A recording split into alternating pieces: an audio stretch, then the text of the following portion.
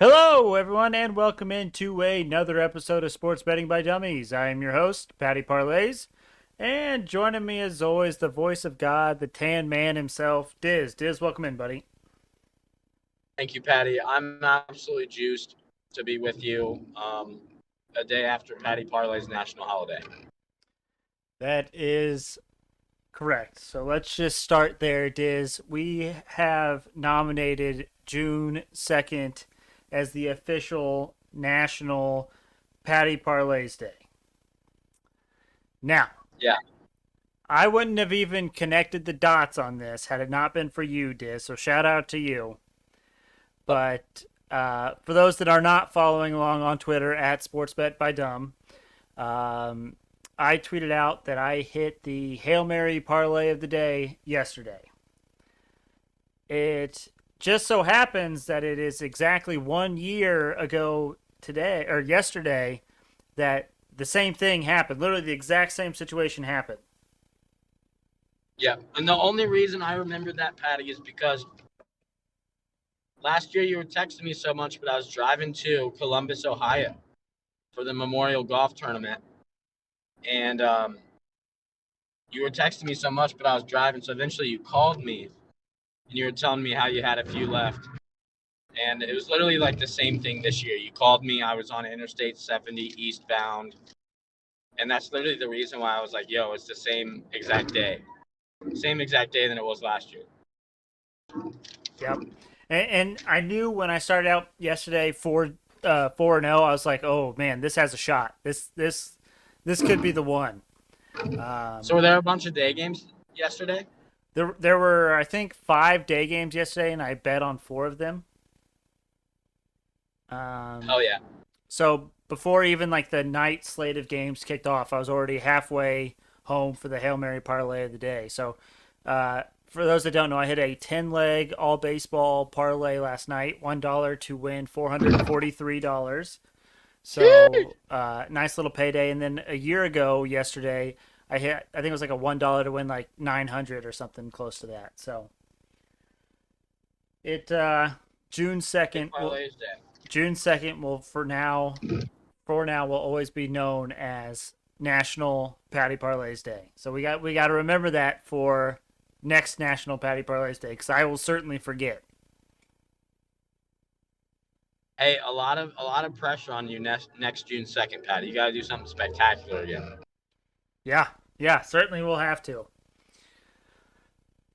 It was electric. I will just say, I was driving most of the time this was going on, but Patty's last leg was Dodgers minus half a run in the first 5 against the New York Mets. We got to the hotel. It was like the bottom of the 4th inning. We flipped the game on. The Dodgers have to score a run in the 5th. They have to hold the Mets and score a run in the 5th because 0-0, you would have lost your bet. Is that correct, Patty? Yes, that is correct. And we were watching it, and it was first guy got out. Second guy had 2 strikes on him. We were like, oh, no, this is not good. The guy fought back, hit a bloop single to left center field. The center fielder could have made the catch, but he chose not to go for a dive, which was big time. And then another single. The guy on first got to third, and then Mookie Betts, best player in the league, ripped a single and cash, baby. It was incredible because we thought you were dead. We thought you were dead 100%. I thought I was dead too. I stopped paying attention to the app. I was like, oh, it's over. It's whatever. And then I get a phone call from Diz, and I'm like, oh, I was going to say, sorry, man, it didn't work out. And you're like, it hit. And I was like, wait, what? Well, no, I was like, let's go, Patty. And you're like, what? I was like, yeah, bro. They scored. How are you not watching? So it was awesome. It was a great experience. Not a big fan of having to wait until like midnight Eastern Standard Time for a bet to cash, but hey, that's what you got to do sometimes. Hey, now everyone who gives you shit about your Hail Mary parlays, myself included, let them know that you've hit 2, and they've been worth what, a combined like $1,300 or something. Yeah. So as long as you like hit one in the next 3 or 4 years, if you place $1 bet, you make money. I was gonna say I just paid for my next year's worth of Hail Mary parlays of the days. So Absolutely. big fan, and it's unfortunate because actually I had two other bets last night, and I had parlays with those. If the over had just hit in the Oilers Avs game, I would have net $1,800 last night. Holy sheesh. And I was talking with my guy Alex. Shout out Alex.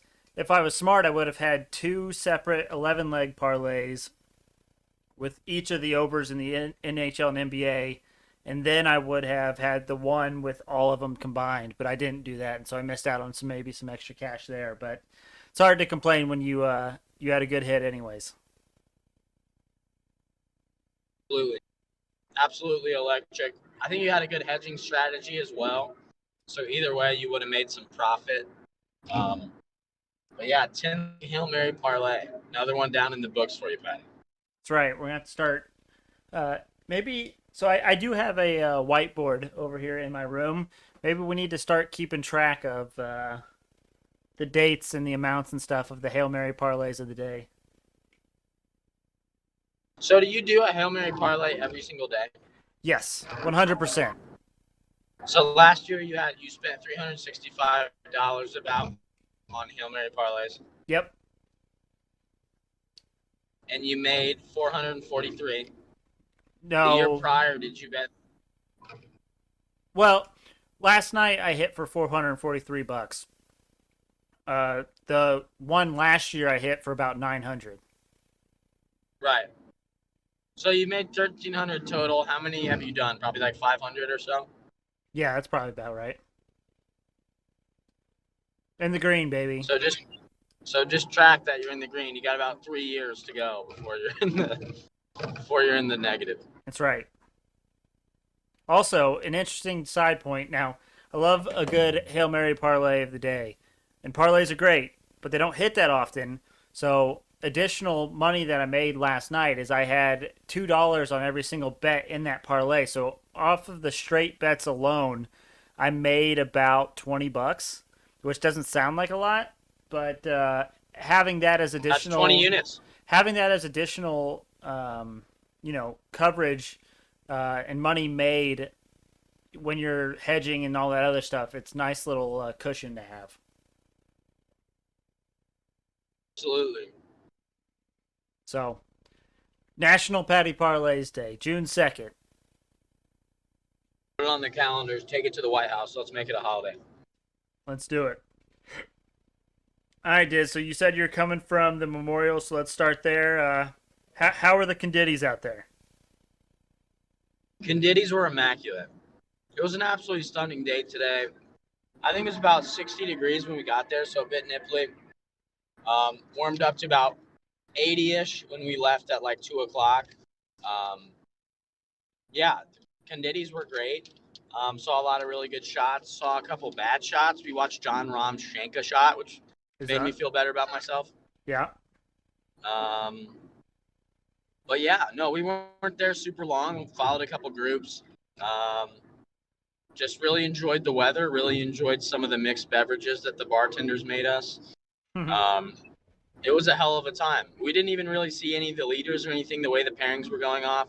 We kind of stayed on the front nine, followed Spieth for a little bit. But yeah, I just checked the live odds. I guess Cam Smith's got a pretty big lead. Not pretty big, but his competition isn't exactly. He's got a one-stroke lead on a guy named Dennis McCarthy, but Good name. Cam Smith's also only through 14, so he might lengthen that lead a little bit.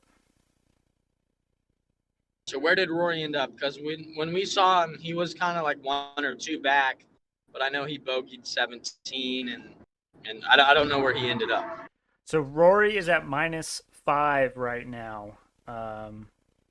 So he's 3 back from Cam Smith.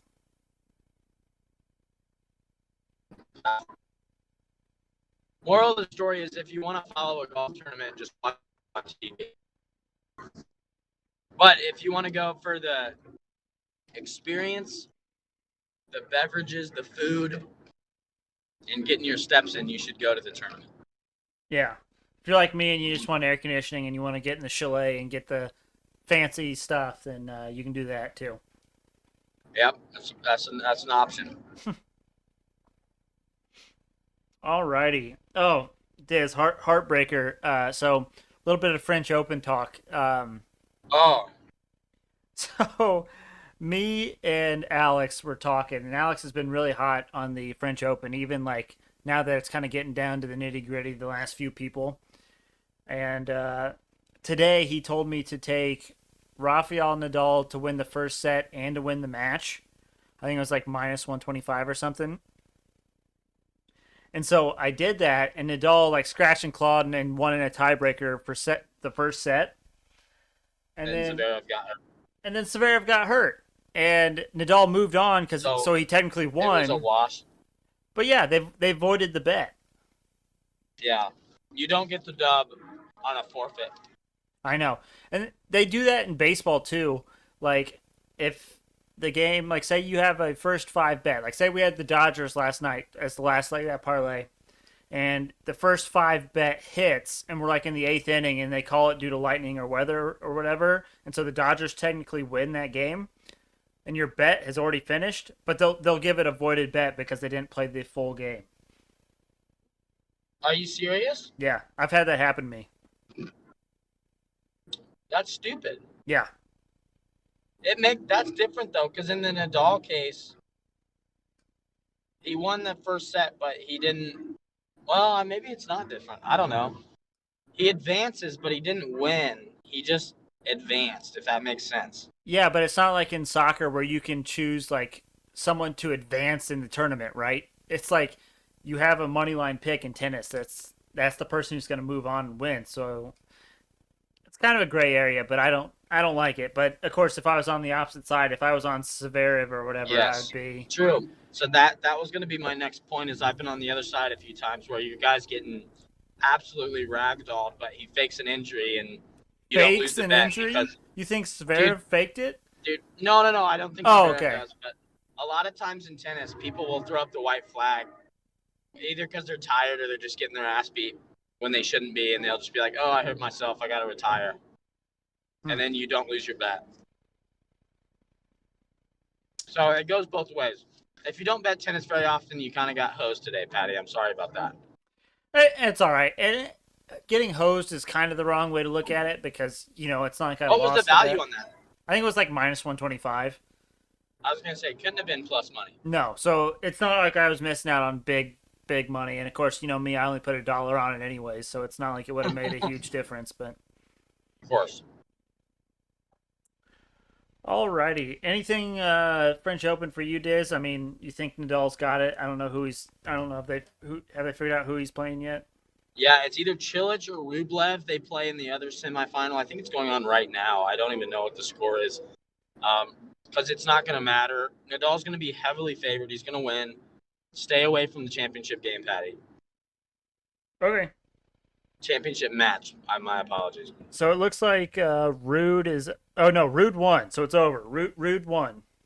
Casper Ruud beat Chilich. Yeah, Wow. Okay. Chilich won the first set, and then Rude knocked off three in a row. Wow. Interesting point about that too, Diz, is not only did Nadal win and move on, but a possibly like 5 set match turned into a you know 2 set match, and Absolutely. He's fresh. yeah, and he's the king of clay for a reason. So yeah, I'm not touching it, but Fatigue in tennis is a huge thing as well, especially when you play all these matches in such a short amount of time. mm-hmm. Truly a huge advantage on Nadal. Huge. Even if they were the same skill, Nadal would have a huge advantage, even in the gamblers, even in the sports bookies' eyes. So he's probably going to be like minus 800 or more. I'm serious. It might be the most lopsided championship value we've ever seen in a Grand Slam tournament. Wow. Okay. I'll need to fact check that, Well, yeah. but I would not be surprised. Especially the way he handled Djokovic. He's playing the best he has in a really long time. Good for Chilich, but I don't think he's got much of a shot. Well, Chilich isn't playing. Or it's rude. Yeah. It's rude. My bad. Alrighty, Diz. Let's move on to the NHL playoffs. Um, the game last night, Avalanche Oilers, wasn't really a competition. It was zeros after one, so I guess you can say it was kind of close. But then the Avalanche railed off three quickly in the early parts of the second period, and they ended up winning 4-0. So really kind of a stinker of a game if you were watching it.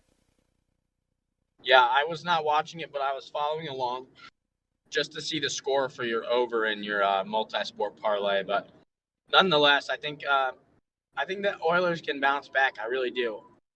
The Avs are such a what's the word I'm looking for? Maybe like a momentum team. Like, Yeah, weren't there 3 goals all like 6 minutes apart or something like that? I think it was even less than that. But yeah, you're right. So other than those 6 minutes, I mean, they won 1-0. I think the Oilers can do it, especially at home. Yeah, I was gonna say I'm that like I'm liking the value. the the Avs are one of the teams kind of, especially late in the season, that kind of faded when they were away from home. And especially if their starting goalkeeper doesn't end up playing. He didn't play last night, so I thought maybe that's why we would have seen some goals from uh, the Oilers. But I would lean towards the over in that next game because you're not going to see the Oilers put up another zero piece. The Oilers are one of the most explosive offenses in the league. So, Absolutely. and then the other game that is tonight is we have Rangers, we have Lightning. Game number 2. It is in New York. The Rangers took game 1. But Diz, you know the stat. The Lightning and Vasilevsky are 18-0 in the past 2, or I guess now technically 3 if you include this one. 3 postseasons after a loss, and Vasilevsky has a 954.954 save percentage in those games. So being able to get the Lightning at minus 130 seems kind of like a too good to be true. Yeah, I would normally go home pups all day, home dogs all day, but I mean the Lightning don't lose 2 in a row in the playoffs. They just don't. So I'm leaning Lightning minus 130 as well. And I was gonna parlay the Lightning and the Oilers together, but I couldn't see how much value that would be because I was in Ohio still. So I was not able to make that bet. So if you could do that for me, that's probably going to be my lone dumbest dummy of the evening. Okay, so you said what? Lightning and Oilers? Yep. That is plus 270. Okay.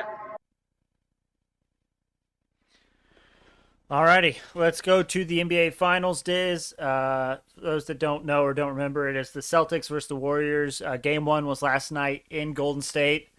It was kind of an interesting game, Diz.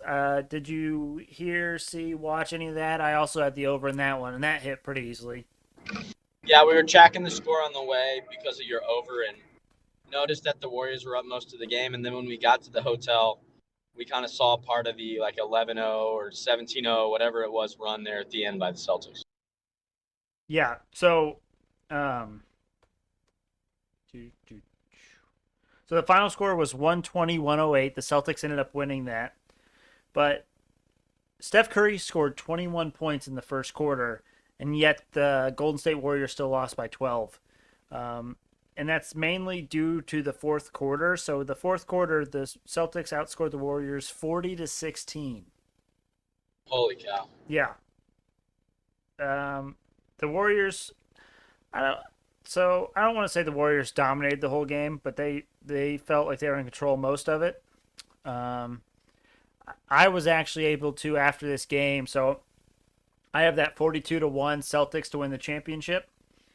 Yeah. After this game happened, I was able to get the Warriors to win at plus money, so I actually got a good hedge in there. So I'm pretty much set for no matter how the rest of this ends up. Love that. Love that for you, Patty. You might as well call me Patty Hedges. I don't like that because I only like when you hedge when you guarantee a profit. That's what I did. I know. But hedging normally is you're making a bet so you don't lose as much if you lose.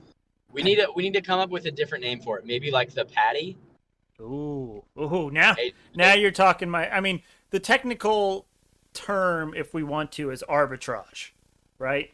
right, but that's more along the lines of like that's on like a fixed before the event starts kind of situation. Yeah. Like you get a sick boost or you go to multiple different bookies. Maybe instead of We need like hedging, we call it a live pedging. arbitrage. Excuse me? Pedging. Hedging? Hedging, but with a P in front of it for Patty hedging, pedging. Hedging. Pegging. How about just pegging? I mean, I know Just our kidding. boy Ty would be a fan, Yeah. Pedging. I like that. so something to think about. But I'll think of a better name for it for next podcast. yeah, that's your homework for this. Sure. I don't know how I feel. I mean, if I had to lean a certain way for this next game, I would lean Warriors and I would lean under.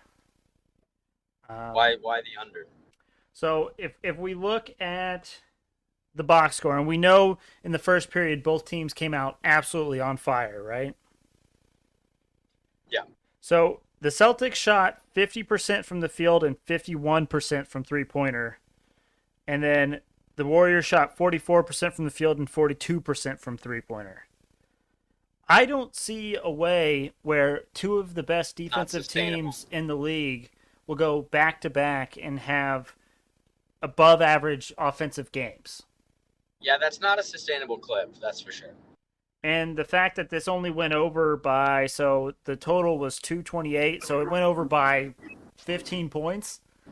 If Steph doesn't put up 21 in the first, if the Celtics don't like actually miss a few shots in the fourth quarter, we're looking at it not really being anywhere close to that. So that's why, and that also, if you are going to be on the under like that, I think it's going to continue to the over is moving. So last night's it was at 213.5. I believe if you look right now, the total is 215.5. So I think as we get closer to game time, which by the way it sucks, but this next game isn't until Sunday. That sucks. But I think that total will, as we get closer to game time, will continue to creep up. So if you are looking at the under, you might be better off just waiting a little bit, but keep an eye on it because if it does happen to go back down, you might want to reconsider. But Game 2 in Golden State. yeah, it's at Golden State. So this is literally going to be a Sunday night game at like 9 p.m. It's at 8 p.m. thankfully, but still not much better. But I was going to say, if you're going to take an under, do it on a game you can't watch. that's right. Also, so if we look at just general points from people on either team, Al Horford had 26. Playoff Big Al, he'll give you a game every series, but he won't hit that 26-point mark at any other game. He went 6 of 8 from three-pointer. You're not going to get that production from Al Horford going forward. Nah. Derek White, 21 points off the bench, 5 of 8 from three-pointer. You're not going to get that production from him going forward. So that's why I think that, it's not really sustainable for this total or these teams to put up the numbers that they put up yesterday. I think I would agree with you, Patty. So, alrighty.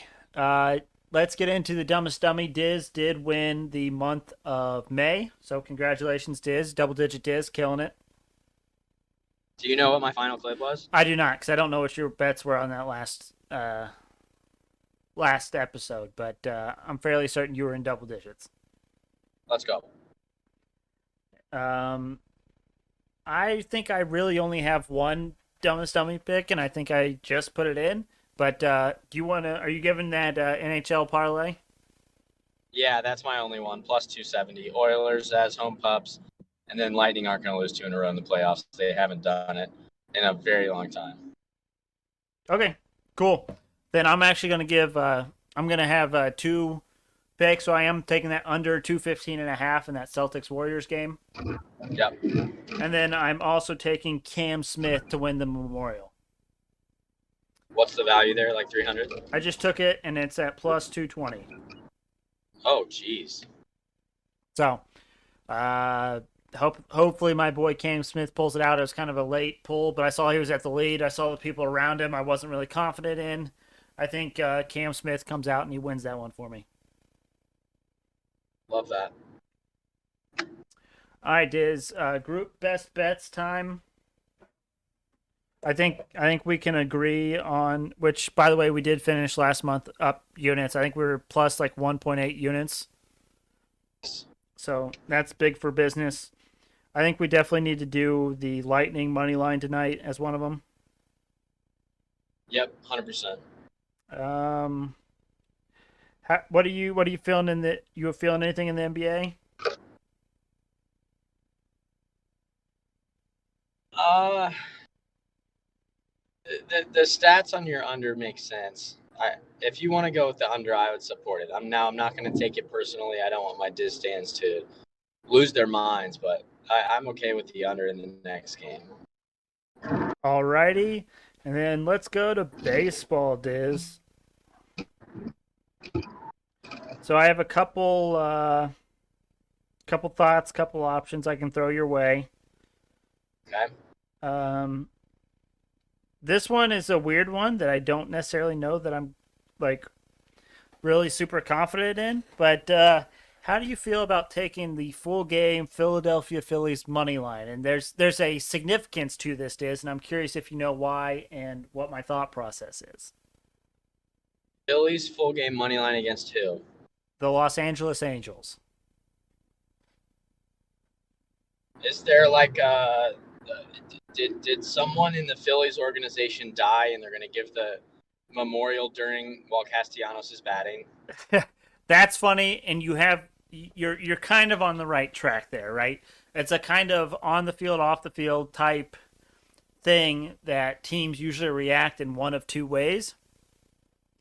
But I think it was earlier this morning, the Philadelphia Phillies let go their manager Joe Girardi, No way. and so you kind of Are the get Phillies bad? Do they the have a shit record, but their lineup's loaded? Is that why? yes, exactly. So the Phillies have been severely underperforming. They were kind of considered the favorites in their division. Um, their record right now is 22-29.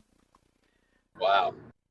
When you have a lineup that includes Bryce Harper, Kyle Schwarber, Nick Castellanos, you're supposed to have one of the best starting rotations in the league. Sometimes you got to mix things up, get something going your way. So that is so I'm thinking, the Phillies just fired their manager. They come out for the interim guy and they really try to, put it on and show them that they mean business. I'm all right with that. I'm all right with that. Okay.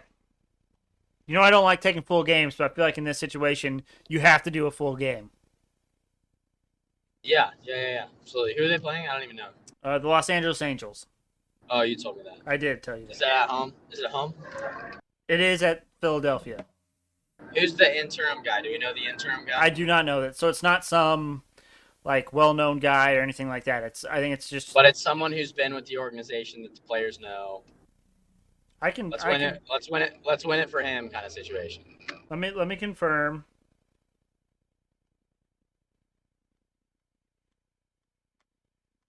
Well, I thought yes. Well, maybe if I go. All right, I can't find it, but that's essentially what we're going for there, Diz. Love it.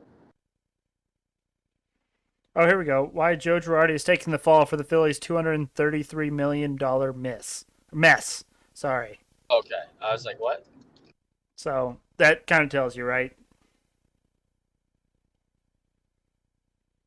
So The Phillies, baby. that's the Phillies' payroll, fourth highest in the majors, well above the luxury tax. Um, yep. So apparently the Phillies have like a 1.3% chance to make the playoffs right now. So Yikes. Well, that's because the Mets are 11 games up.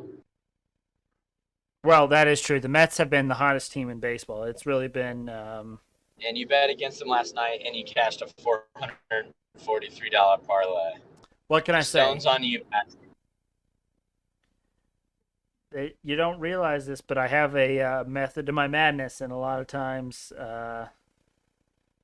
you know, I I'm not just blowing smoke. A lot of times, I feel like I know what I'm talking about. So to Oh recap, yeah. our group best bets: we have the Tampa Bay Lightning money line, we have the Celtics Warriors under 215.5, and then we have the Phillies money line tonight. Yes, sir. All right, Diz, it's time. Fresh off of a win yesterday, it is time for the Hail Mary parlay of the day. And my FanDuel is being slow, but Diz, you have a guess. It is to give you a barometer. It is a 10 leg all baseball parlay. There is no, I'm not putting in the, actually, that is not true. I lied. It is a 10 leg parlay, but one of them is hockey, nine of them are baseball. I'm gonna say $1 to win 526. I went a little bit light today, so it is $1 to win 339.26. Get back to back. That would be insane. Yeah. Some of these though, like I like to usually keep these within a minus 150 per leg or worse odds. I have two on here that are minus 152.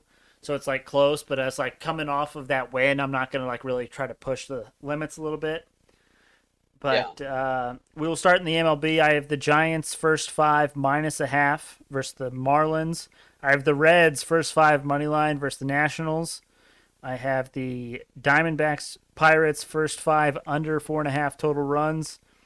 This one, I have the Yankees minus 1.5 first five versus the Detroit Tigers.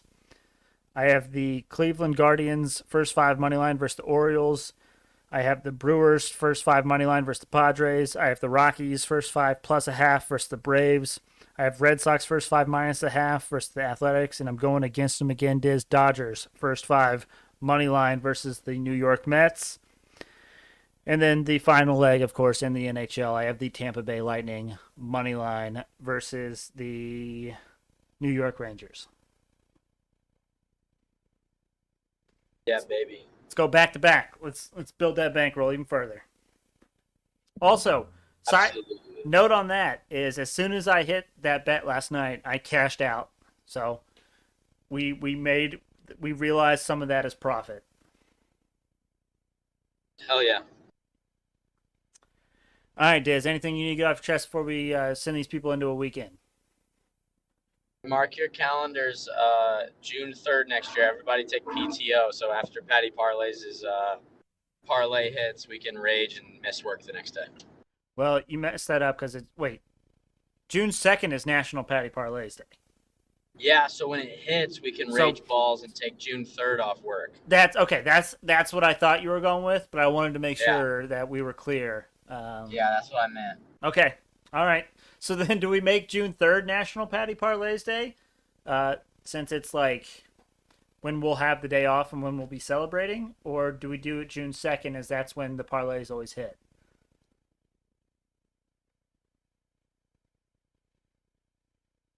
Well, Great question. yeah, it's tough. We'll get back to you folks on that one. We'll need some time to think that one through. But the first part of June is when Patty Parlays comes into its full swing. So, thank you all for listening. We really appreciate it. Make sure you check us out on Twitter and Instagram at SportsBetByDumb. Also, make sure you go to our YouTube. Search for Sports Betting by Dummies in the YouTube search bar. Look for the black and yellow logo. You cannot miss it. Make sure you like, subscribe, all that good stuff. But we hope you have a nice, long, profitable weekend, and we will see you all on Monday.